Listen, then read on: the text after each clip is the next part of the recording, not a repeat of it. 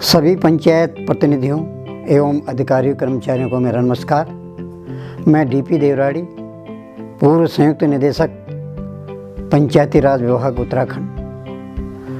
आज आपसे पंचायती राज अधिनियम 2016 के संबंध में जरा चर्चा करूँगा। मैं विशेषकर जो मेरा चर्चा का विषय होगा वो होगा गांव पंचायतों के संबंध में पंचायती राज अधिनियम 2016 के जो मुख्य प्रावधान हैं जो कि आवश्यक हैं, जो आपके काम के लिए आएंगे, उसके संबंध में चर्चा करेंगे।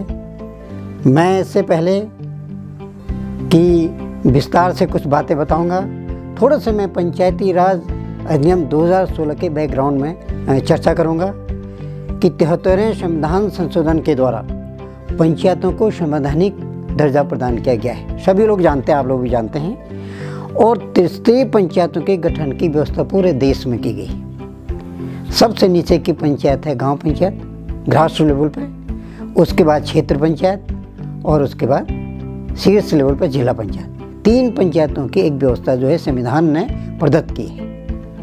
उसी क्रम में हमारे जो है पंचायतों के कार्य क्या हैं, आखिर में अधिनियम की आवश्यकता क्यों है। 3 प्रकार के कार्य पंचायतों के करने होते हैं। एक नियामक कार्य हैं, एक वैधानिक कार्य हैं और एक जो है विकासात्मक कार्य है। इन तीनों को दृष्टिगत रखते हुए हमने अपना पंचायती राज अधिनियम 2016 को प्रख्यापित किया है। खास बात इसमें है कि उत्तर प्रदेश पंचायती राज अधिनियम 1947 एवं उत्तर प्रदेश पंचायत तथा जिला पंचायत अधिनियम 1961 को मिलाकर राज्य का अपना पंचायती राज अधिनियम 2016 बनाया गया है, जिसमें कुल 194 धाराओं सेक्शन का या धाराओं का प्रावधान किया गया है। इस अधिनियम में 6 भाग और 25 अध्याय। अधिनियम के भाग 1 में धारा 1 एवं 2 सम्मिलित है, भाग 5 में 126 से 178 तक धाराएं सम्मिलित हैं और भाग 6 में 129 से 194 तक धाराएं सम्मिलित हैं। अध्याय और धाराएं जो इसमें सम्मिलित हैं वो तीनों पंचायतों से संबंधित है, क्योंकि अब एक ही अधिनियम हमारा बना है, पहले 2 अलग थी। अब भाग 2 का 2 से 8 तक गांव पंचायतों से संबंधित है, जिसमें 3 से 49 धाराएं सम्मिलित हैं और भाग 3 क्षेत्र पंचायतों से संबंधित है, जिसमें 50 से 85 तक धाराएं सम्मिलित हैं, तथा भाग 4 जिला पंचायतों से संबंधित हैं, जिसमें 86 से 125 तक धाराएं सम्मिलित हैं। ये मैंने आपको एक ग्राउंड बताया अपने अधिनियम का कि किस प्रकार हमारा अधिनियम बना है और क्या क्या व्यवस्थाएं इसमें की गई हैं। हम गांव पंचायत के परिप्रेक्ष्य में आज बात करेंगे ज़्यादा कि गांव पंचायतों का में क्या क्या मुख्य प्रावधान है। सबसे पहले तो ये देखना होगा कि हमारा एक्ट गांव पंचायतों के गठन हेतु तो क्या बोलता है, उसके मानक क्या है। प्रति क्षेत्र में न्यूनतम 500 की जनसंख्या में गांव पंचायत के गठन की व्यवस्था की गई है नए अधिनियम में, और इसकी अधिकतम जनसंख्या होगी 2000 की जनसंख्या होगी प्रति क्षेत्रों के लिए, और मैदानी क्षेत्रों में न्यूनतम 1000 की जनसंख्या पर एवं अधिकतम 10,000 की जनसंख्या पर गांव पंचायतों का गठन किया जाएगा। लेकिन इसमें घबराने वाली बात नहीं है कि साहब अगर पहले से ही 500 वाली से कम पर गठित है तो उनका क्या होगा। स्पष्ट व्यवस्था है अधिनियम में कि उससे पहले 2016 से पहले जो गांव पंचायतें गठित हैं वो यथावत रहेगी जब तक कि आवश्यक न हो। तो इसमें ऐसे कोई दिक्कत की बात नहीं। हाँ, इसमें थोड़ा मानकों के आधार पर गांव पंचायतों के सदस्यों की संख्या में परिवर्तन किया गया है। जो 501 से 1000 तक की आबादी वाली गांव पंचायतें हैं उसमें कुछ 7 सदस्य होंगे, और 1001 से 2000 तक की आबादी पर 9 सदस्य, 2001 से 3000 तक की आबादी पर 11 सदस्य, 3001 से 5000 तक की आबादी पर 13 सदस्य और 5000 से अधिक आबादी पर 15 सदस्य, यानी कि न्यूनतम 7 और अधिकतम 15 सदस्य गांव पंचायत में होंगे।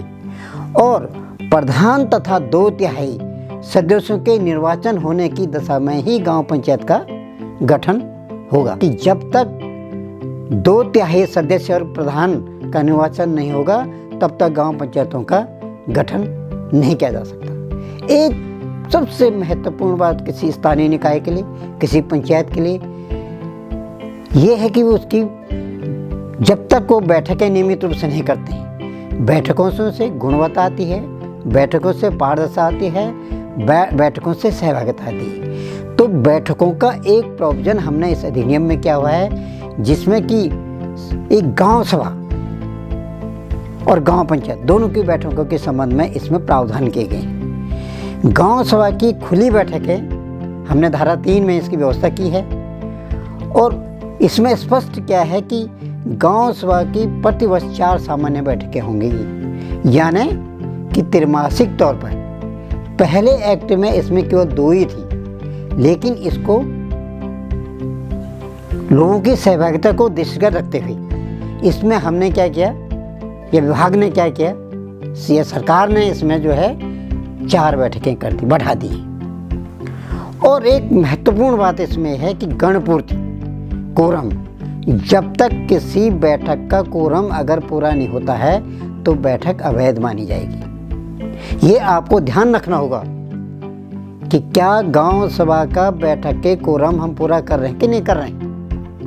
कहीं ऐसा तो नहीं कि 2, 4, 10 लोगों में ही हम गांव सभा की बैठक प्रारंभ कर दे रहे हैं और बाद में जब कभी कोई वैधानिक अड़चनें आए, कोई दिक्कतें आएंगी, कोई कंप्लेंट होगी है या प्रस्ताव को आगे तक जाना है तो पता चला कि उसमें कोरम ही नहीं है। तो कोरम के अभाव में अगर की गई बैठक जो है नियमानुसार नहीं मानी जाएगी। तो ये जरूरी है कि इसकी गणपूर्ति क्या है, कोरम क्या है। गांव सभा की कुल सदस्यों की संख्या के 1/5 अथवा कुल परिवारों की संख्या के 1/2 परिवारों के प्रतिनिधि अगर उपस्थित होते हैं तो कोरम मान लिया जाएगा। अब गांव सभा के सदस्य कौन हैं, ये प्रश्न उठेगा आपके सामने। तो आप समझिए कि गांव सभा के वो सारे लोग सदस्य हैं जो गांव सभा में बालिग हैं तथा उनका मतदाता सूची में नाम हो। अगर उनका मतदाता सूची में नाम है तो गांव सभा के सदस्य हो गए। तो उनके 1/5 अथवा कुल परिवारों की संख्या के 1/2 परिवारों के प्रतिनिधि अगर उपस्थित हैं तो कोरम पूर्ण माना है। लेकिन कि गणपूर्ति कोरम के अभाव में स्थगित की गई किसी बैठक के लिए गांव सभा के सदस्यों की संख्या के 1/10 अथवा कुल परिवारों की संख्या के 1/4 परिवारों के प्रतिनिधियों की उपस्थिति आवश्यक है। ऐसा हो सकता है कि पहले दफे की बैठक में 1/4 मतलब 1/5 मेंबर उपस्थित न हो अथवा 1/2 परिवारों के प्रतिनिधि न हो, तो उस दशा में आपकी बैठक स्थगित करनी होगी और उसके बाद दूसरी बैठक उसी एजेंडे पर दूसरी बैठक को आह्वान करना पड़ेगा, दूसरी बैठक आहूत करनी पड़ेगी और जिसमें आपको कोरम के लिए छूट मिलेगी। वो छूट होगी कुल सदस्यों की संख्या के 1/10, यानी अगर आपके 100 मतदाता हैं तो 10 से आपका काम चल जाएगा कोरम में दोबारा में। और अगर आपके जो है 50 परिवार हैं तो 13 परिवारों के प्रतिनिधि अगर उपस्थित होते हैं तो कोरम पूरा हो जाएगा। तो इसका ध्यान रखिए आप, कोरम का बहुत ध्यान रखना बहुत आवश्यक है। अगर कोरम का ध्यान होगा तो बैठक अवैध मानी जाएगी, इसका हमेशा ध्यान रखिए।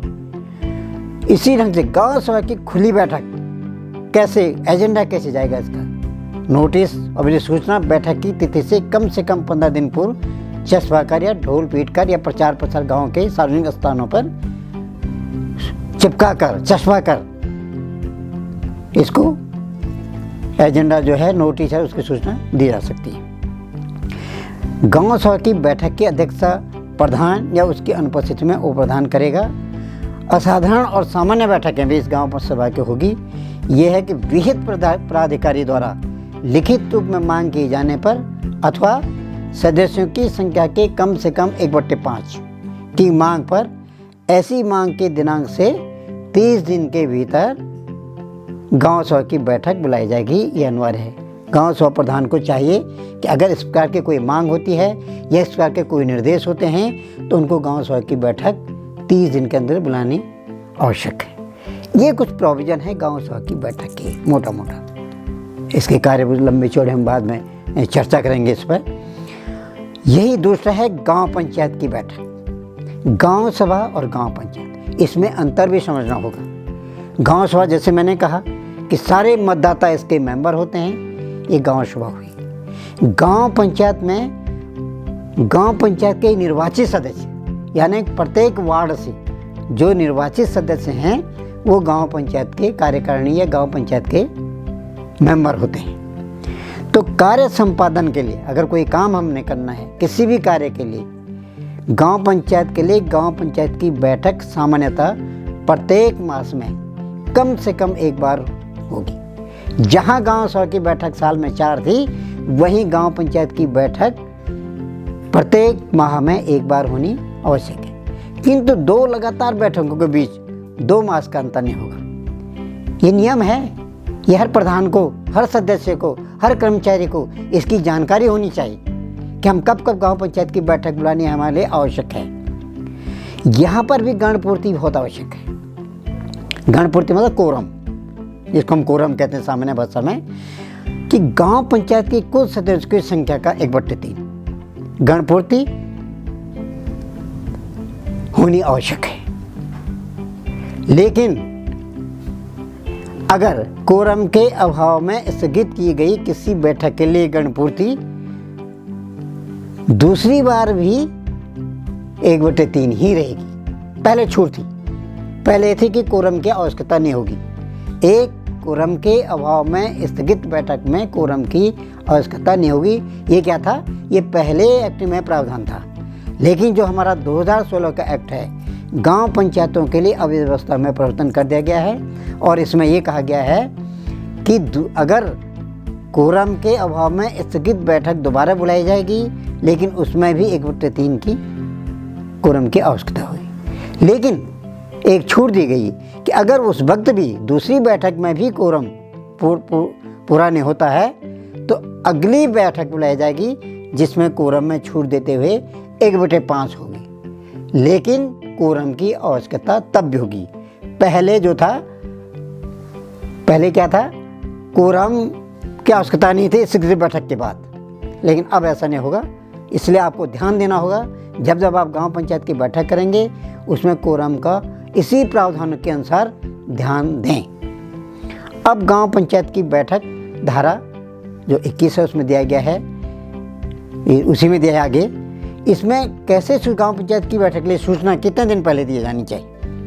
तो ये है कि कम से कम 5 दिन पूर्व ये सूचना हर मेंबर को दी जानी चाहिए। देने का तरीका गांव पंचायत को तय करना है।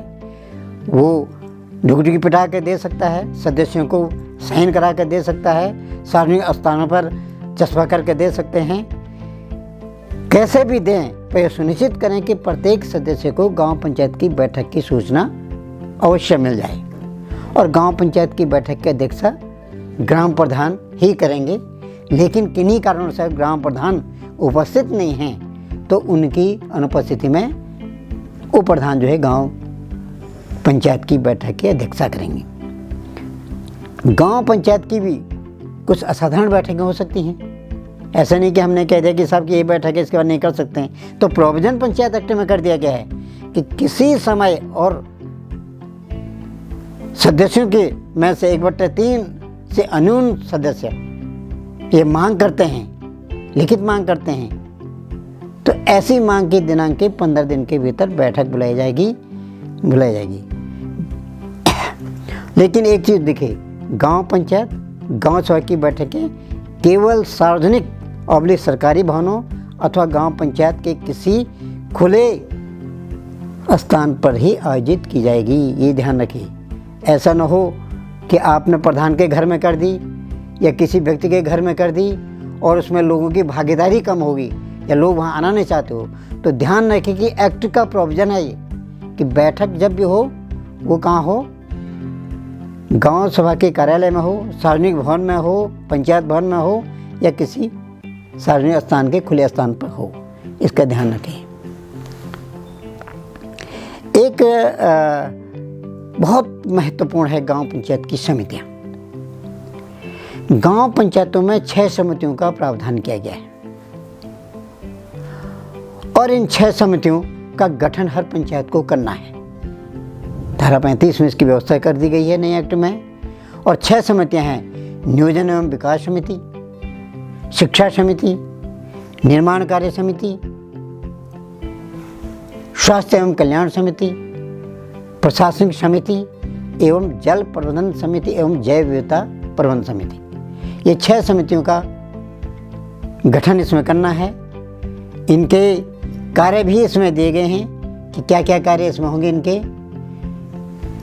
नियोजन विकास समिति गांव पंचायत की योजना तैयार करना, कृषि पशुपालन और गरीबी उन्मूलन कार्यक्रम का संचालन इस समिति के द्वारा किया जाएगा। शिक्षा समिति प्राथमिक शिक्षा, अनौपचारिक शिक्षा, प्रौढ़ शिक्षा, प्रौढ़ साक्षरता आदि से संबंधित कार्य ये निपटाएंगे। और निर्माण कार्य समिति निर्माण कार्य करवाना, करना अथवा गुणवत्ता उसकी सुनिश्चित करना ये समिति करेगी।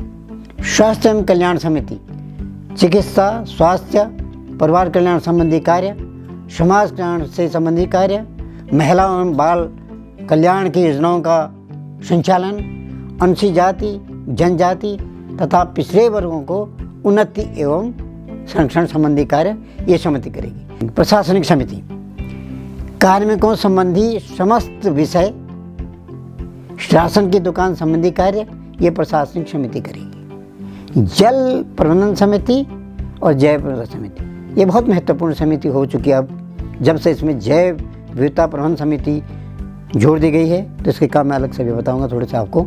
लेकिन राज्य की नलकूपों का संचालन है, पेयजल योजनाओं का सामूहिक संचालन अनुक्षण है। अभी मैं इसमें आगे बताऊंगा कि जैव प्रबंधन समिति के कौन कौन से काम इसमें जोड़ दी गई। ठीक है।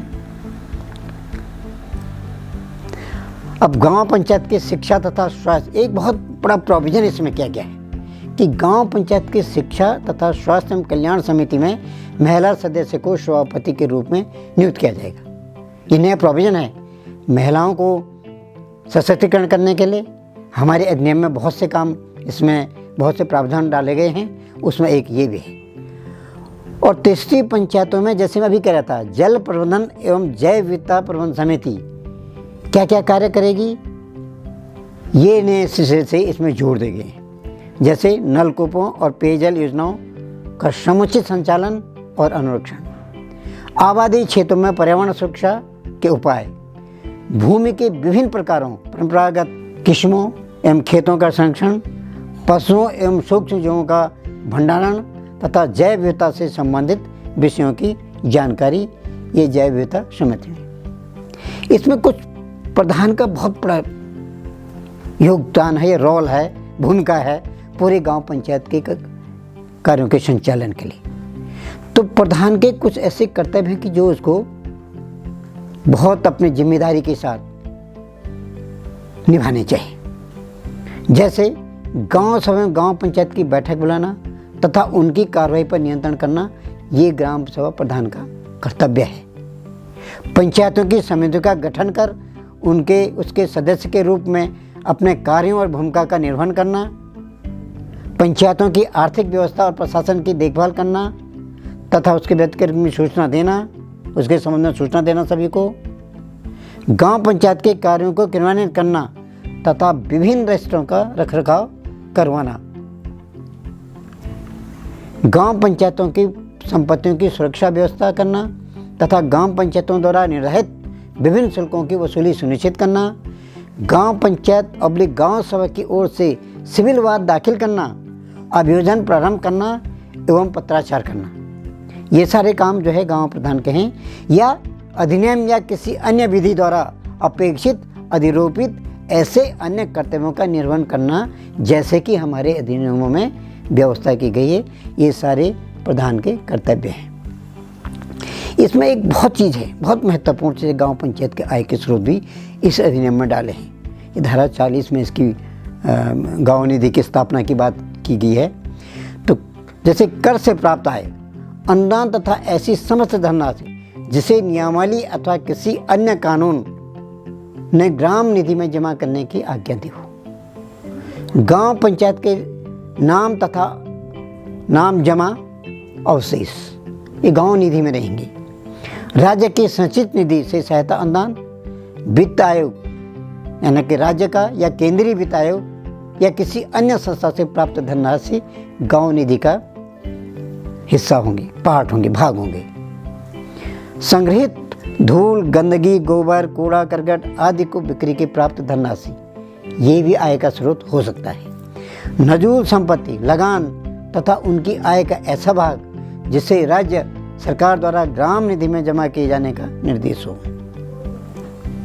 कर एवं फीस का आरोपण करने का धारा 46 से बहुत बड़ी नई धारा जोड़ी गई इसमें, और जिसमें बहुत से प्रावधान कर दिए गए हैं कि गांव पंचायत जो है अपने आय के स्रोत के लिए कर एवं फीस का आरोपण कर सकती है, जिसमें भू राजस्व, करों और देयों की माल गुजारे की बकाया के रूप में वसूली है।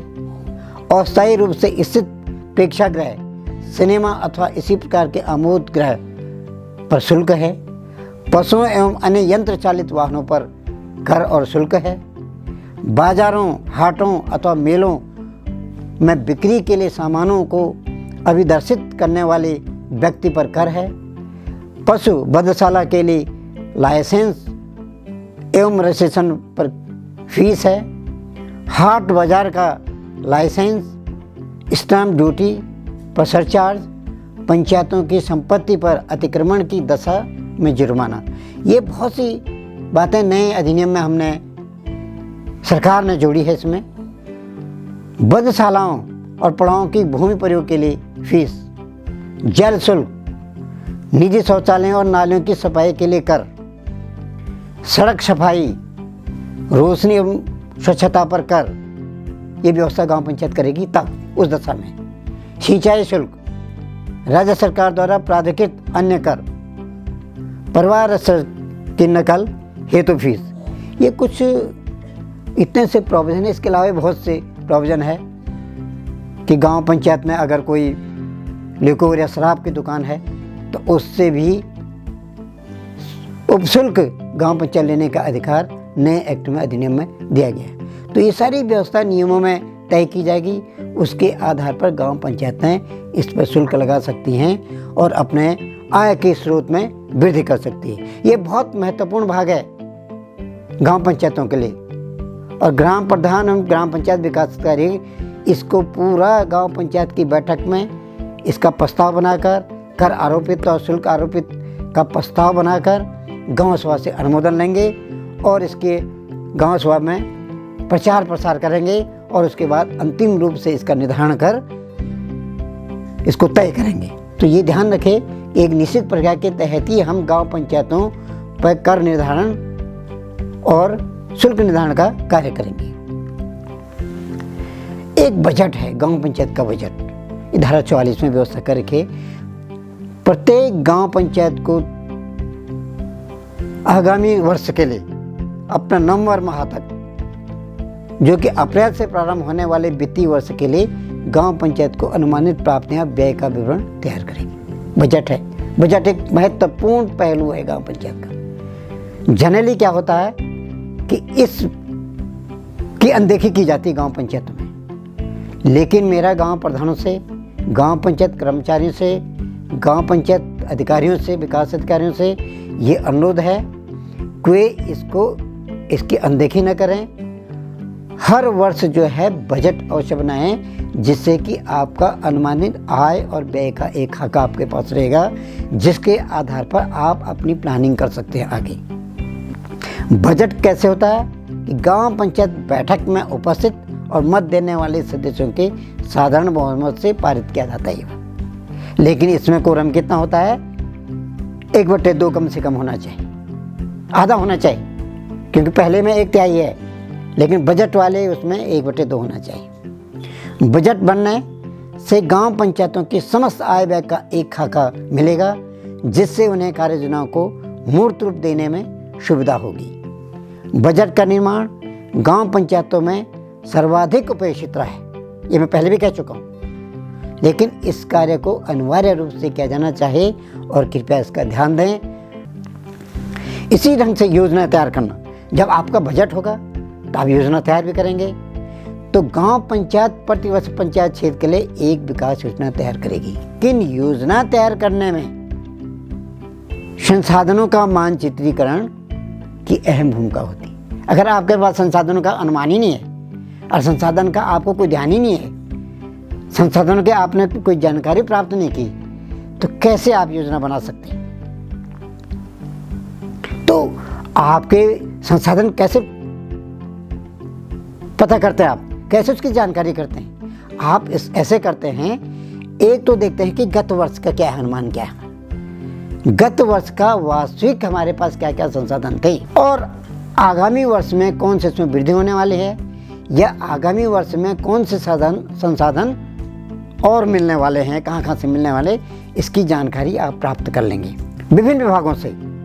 ये विभागीय अधिकारियों का दायित्व है कि वे गाँव सभा को, गाँव पंचायत को इसकी जानकारी दे दें कि हमारे संसाधन ये होंगे वर्ष फलाने के लिए, अगले वर्ष के लिए, ताकि उस संसाधनों के मानचित्रीकरण के आधार पर वो जो है योजना तैयार कर सकते हैं। और ये भी देखना होगा कि सभी विभागों की वर्तमान स्थिति क्या है गांव पंचायत में। एक सर्वे इसमें करना आवश्यक है कि वर्तमान स्थिति क्या है तथा उसके बाद आवश्यकता क्या है। स्थिति और आवश्यकता का जो अंतर है उसको सूचीबद्ध किया जाना चाहिए और उसके बाद उसके आधार पर योजना बनाया जाना चाहिए। धन्यवाद।